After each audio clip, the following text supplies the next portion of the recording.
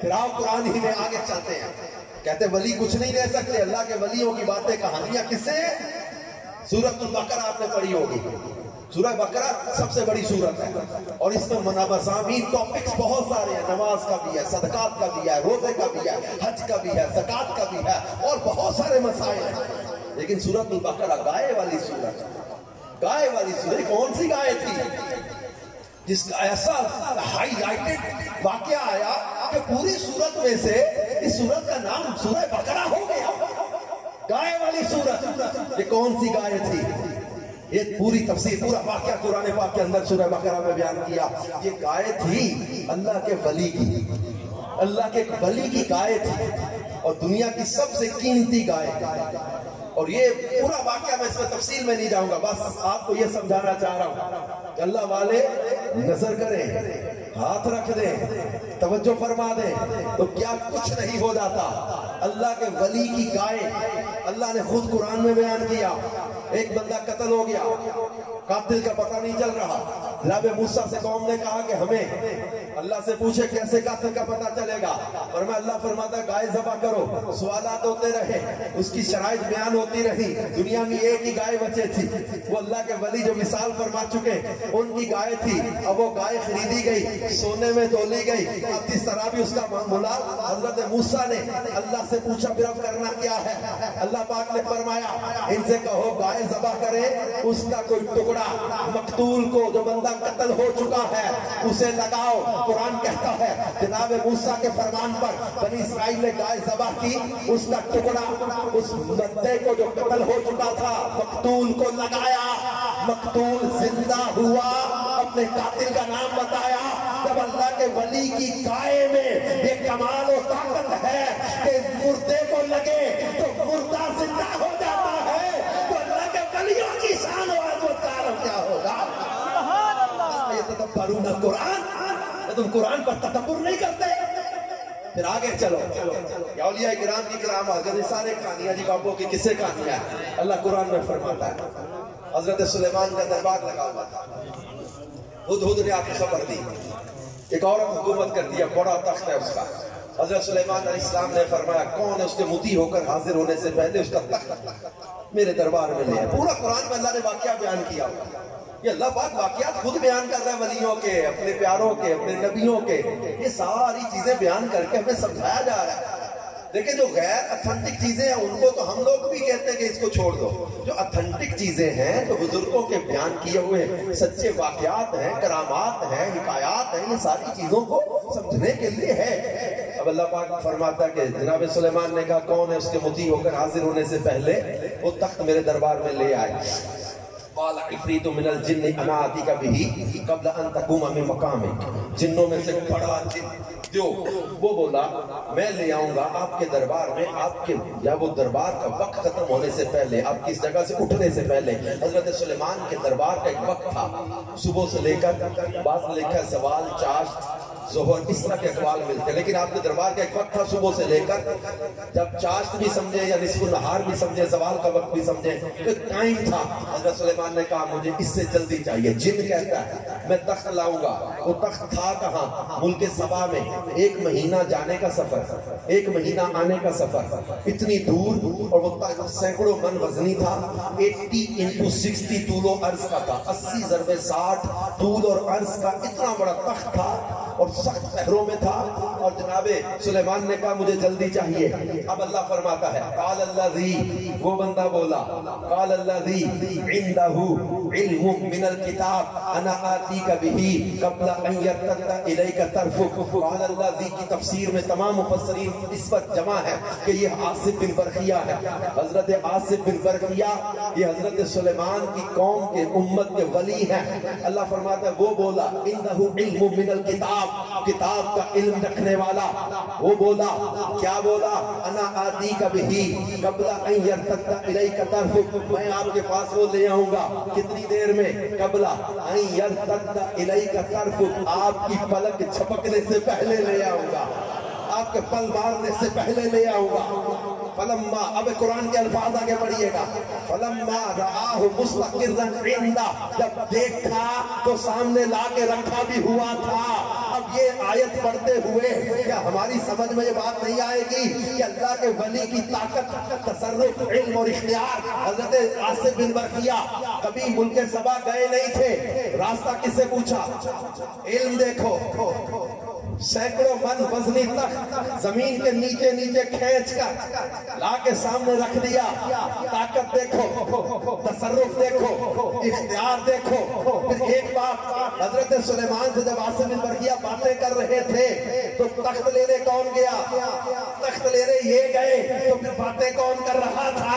ایک جسم ایک وقت میں ایک سے زیادہ مقامات پر ہو، کیا قرآن ہمیں سمجھا نہیں رہا کہ اللہ کے پیارے نبی سے حضرت عاصم بن برقیہ باتیں کر رہے؟ پلک جھپکنے میں وقت کتنا لگتا ہے؟ سائنس کیا بتاتی ہے ہمیں؟ اتنا سیکنڈ ہم پلک جھپک لیتے ہیں۔ حضرت سلیمان کے دربار میں پلک جھپکنے سے پہلے تخت لانے والے عاصم بن برقیہ باتیں بھی کر رہے تھے، تخت بھی اٹھا کر لے آئے۔ پھر اس بات ایک اور بتا دیا کہ ولی کی طاقت، میں نے تفسیر قرآن میں پڑھا ہوا ہے سارا، یہ اپنی طرف سے نہیں بول رہا، تفسیر کا خلاصہ بیان کر رہا ہوں۔ اس آیت سے اللہ کے ولیوں کی طاقت، اللہ کے ولیوں کا تصرف، اللہ کے ولیوں کا علم، اللہ کے ولیوں کی کرامت، اللہ کے ولیوں کی شان، اس ساری چیزوں کا ثبوت ہے کہ حضرت عاصم بن برقیہ کبھی ملک سبا گئے نہیں تھے۔ تخت اٹھا کے لانا، علم، طاقت، تصرف، علم اور اختیار۔ پھر میں یہ سارا پڑھنے کے بعد پھر یہی بات کہوں گا کہ جب حضرت سلیمان کی امت کے ولی کی طاقت کا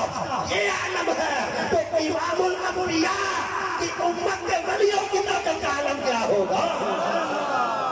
یہ بات یاد رکھیے، جس طرح تمام کتابوں میں افضل رسول پاک صلی اللہ علیہ وسلم پر نازل ہونے والی کتاب، تمام نبیوں میں افضل رسول پاک صلی اللہ علیہ وسلم، آپ کا دین تمام ادیان میں افضل، آپ کے صحابہ ہر نبی کے ساتھیوں سے افضل، آپ کا گھرانہ ہر نبی کے گھرانے سے افضل، آپ کی امت ساری امتوں میں افضل، اسی طرح آپ کی امت کے اولیاء ساری امتوں کے ولیوں سے بھی افضل۔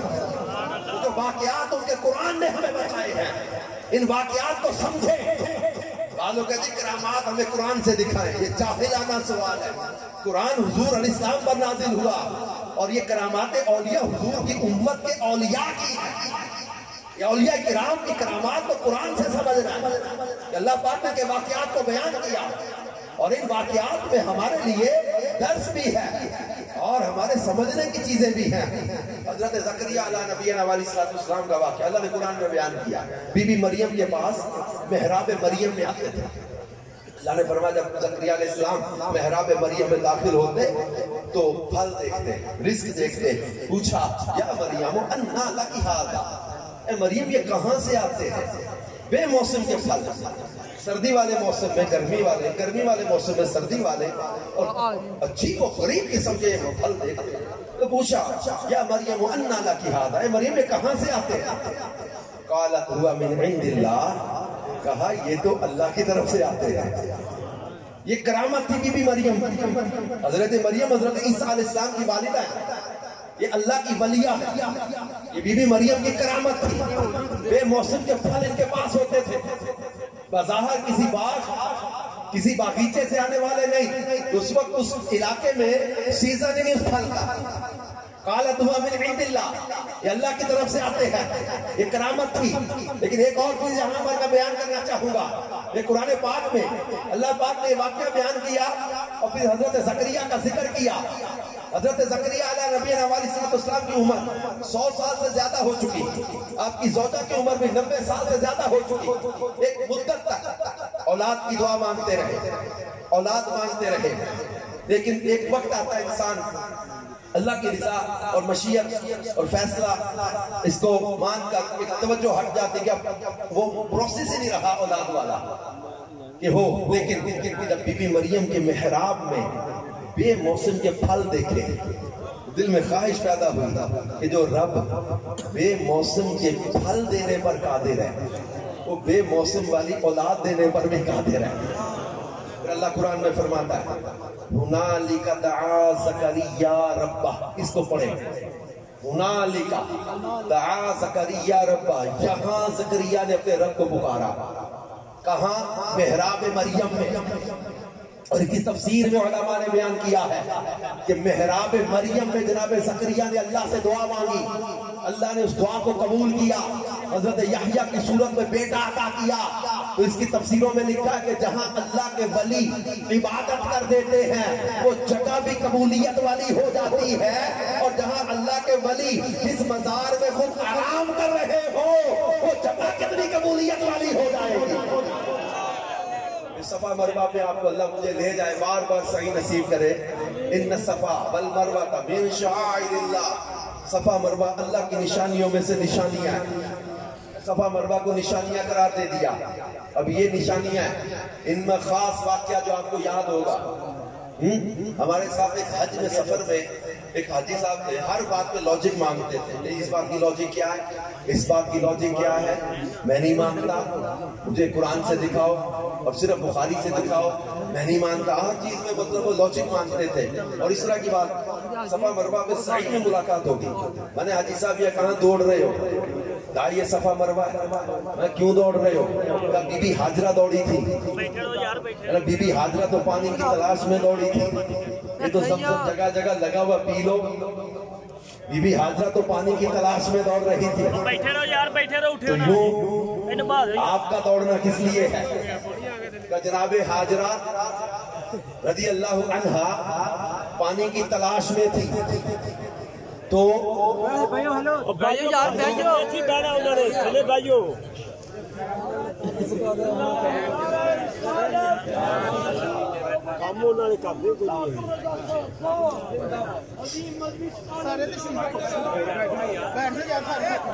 صلو علی الحبیب صلی اللہ علیہ محمد صلی اللہ علیہ وسلم۔ تو میں عرض کر رہا تھا، تو حاجی صاحب سے ہم نے کہا جناب آپ پانی کی تلاش میں دوڑ رہے ہیں؟ نہیں، لاجک کیوں دوڑ رہے ہیں آپ؟ تھوڑا خاموش ہو گئے، لاجک کیا ہے اس کا؟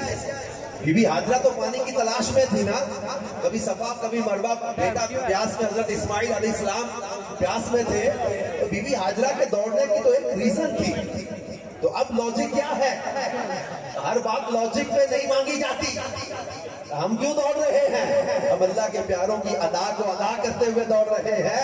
اللہ پاک نے فرمایا ان الصفا والمروہ من شعائر اللہ فمن حج البیت او اعتمر فلا جناح علیہ ان یطوف بہما ومن تطوع خیرا فان اللہ شاکر علیم۔ اللہ رب العزت نے قرآن پاک میں صفا مروہ کا ذکر کیا، ان کو اپنی نشانیاں قرار دیا۔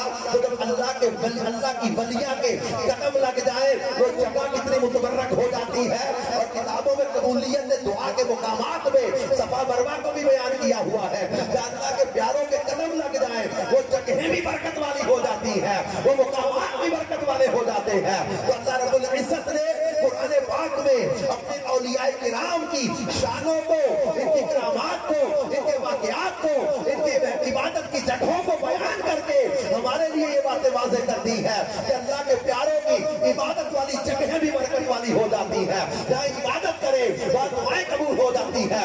اللہ انہیں اختیارات عطا کرتا ہے، شانیں عطا کرتا ہے، کرامات عطا کرتا ہے، برکتیں عطا کرتا ہے، اور یہ آنن آنن فانن متقوں کا فاصلہ ان لمحوں میں طے کر لیتے ہیں۔ دور و نزدیک کے معاملات کو دیکھ لیں، سن لیں۔ حضرت عمر فاروق اعظم رضی اللہ عنہ کا واقعہ مشکات شریف میں باب الکرامت میں ہے۔ حضرت عمر مدینے میں تھے، حضرت ساریہ مقام